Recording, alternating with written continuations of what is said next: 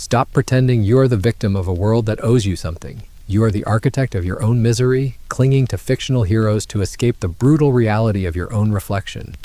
Wake up right now. Every hero you've ever loved was built to lie to you, and you're the one who built him.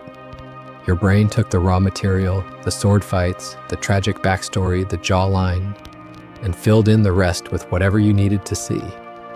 That's just how the mind handles anything it doesn't fully understand. It stuffs the gaps with comfort. And there's a pattern to what gets stuffed in.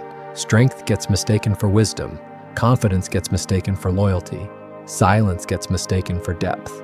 Run that test on any legend you've ever admired and it holds up every time. What took years to actually pin down is the one thing separating the myths that fade from the one that doesn't. And it's sitting inside a story most people wrote off as a revenge plot about a boy the world threw away before he had a name for himself. He could fight, that part's never in question. He tears through anything the world puts in front of him, and for a while that's the whole show. Obstacle, blood, next obstacle. Impressive. Also empty, and the story hides that emptiness on purpose because a win with nothing behind it still feels like a win if the lighting's good enough. We are wired to worship violence when it is directed at things we fear. We watch this boy swinging a weapon heavier than his own trauma, and we confuse his survival instinct with heroism. But anger is just a bodyguard for sadness. The boy isn't fighting to conquer, he's fighting because if he stops moving, the silence will crush him. Then somebody shows up who makes trained harder look like a joke. Strength on the scale of gravity. A mentor figure ends the fight in seconds and does something almost nobody in these stories does. He doesn't kill the kid, he humiliates him, pins him down close enough to taste death and lets him sit there with it. He strings him up, exposing him to the agonizing truth of his own insignificance. Every ounce of ego the kid was running on gets stripped off in front of everyone watching. And that's the actual birth, not the fighting, the moment right after when the old identity dies and something more honest crawls out of the wreckage. History's full of this shape. Warriors, monks, whole spiritual traditions. The ones who got sharp weren't the ones who never lost. They were the ones broken early, forced to build something real on top of the crater. The ego had to be publicly executed so the man could finally breathe.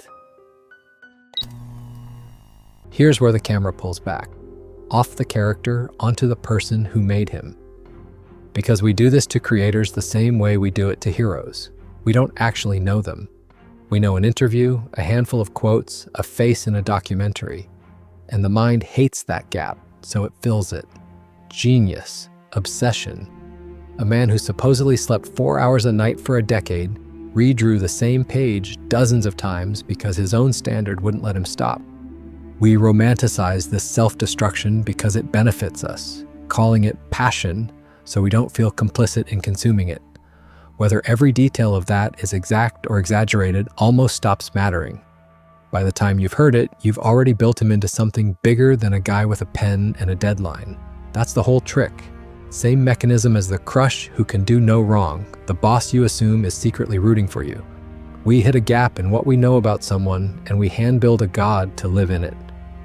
But gods don't bleed, and this creator was bleeding on every page. When you stare into the darkest, most depraved corners of human nature to write a masterpiece, that darkness stares back. It rewires your baseline. The audience demands more blood, more chapters, more suffering for their entertainment, completely oblivious to the fact that the man drawing the monster is slowly being eaten by it. We are vampires, feeding on the sanity of men who don't know how to stop giving. Now the story turns the knife on you. There's a side character, a coward, plain and simple. Runs from danger, lies to save his own skin, begs when he should stand his ground. You're supposed to hate him. You do. You feel a visceral disgust every time he appears on the page, right up until the story leans in, drops the theatrical lighting, and whispers, "That's you." Not "people like that exist." You. He is the physical embodiment of the parts of yourself you've spent years dressing up so nobody clocks them. Your compromises, your silent retreats when things get difficult. The lies you tell yourself to avoid discomfort. It's an ugly thing to sit with, realizing your hatred for this character is just a defense mechanism against your own reflection in the mirror. So the story hands you something soft right after. A mother figure, imperfect, exhausted, loving whoever's in front of her without checking if they've earned it first. Hate, then love, back to back, and your whole nervous system doesn't know what hit it. Throw in a joke to cut the tension and a romance that never quite lands, and you've got a feeling with no name.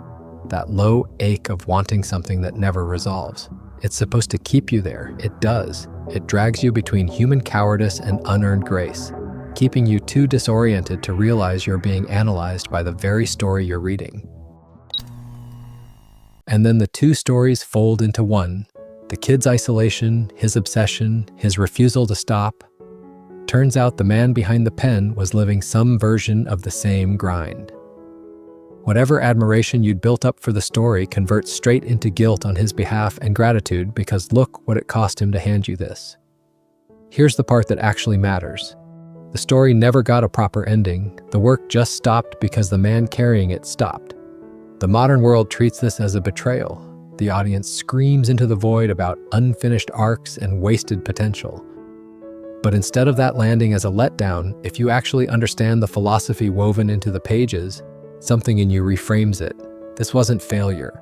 This was a man finally putting the weight down. Contracts break when people change roles mid-story.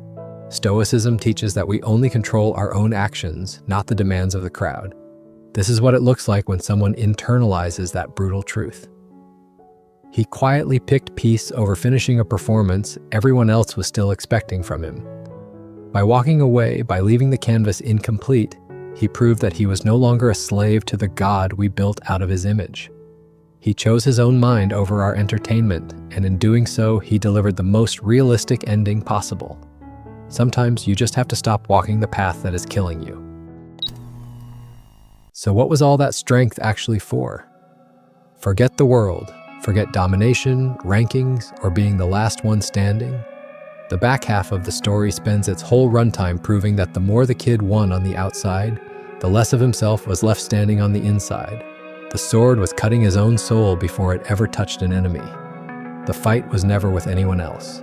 The real prize hiding under all of it was smaller than beat the world, and about 10 times harder, winning the war going on inside his own skull. Carl Jung spent a career circling this exact idea, the concept of the shadow. He warned that the enemy usually isn't out there in the woods or across the battlefield. It's the parts of yourself you refuse to look at directly, your cowardice, your greed, your desperate need for control. Stop needing people to be heroes or monsters. Stop needing reality to be softer than it actually is. Everyone you've ever met, including you, is patched together, half-performing, reacting more than choosing. See that clearly and something strange happens. The cynicism drains out. The manipulation tactics of the modern world stop working on you because you can finally see the strings. And what's left isn't isolation or a lack of connection. It's connection with your eyes actually open. You stop loving the mask and start tolerating the flawed, broken human underneath it. And look, the story ends here, but the reality doesn't. In a few seconds, this screen will go black and the noise will stop. You will be left completely alone with the silence. That is the moment you should actually be afraid of. Not the monsters on a screen, not the villains in a comic panel, but the quiet, suffocating realization that you have to live with yourself. Most people will immediately scroll to the next distraction. They will look for another video, another laugh, another hit of dopamine, desperate to drown out the echo in their own head before it forces them to think. They will choose the comfortable lie. That is how the system keeps you numb, scrolling, and completely harmless. But if you are still listening, maybe you are finally tired of running. When this video ends, do not scroll. Do not run. Sit in the quiet and stare into the dark until your eyes adjust. The illusion is broken. The video is over. The rest is entirely on you.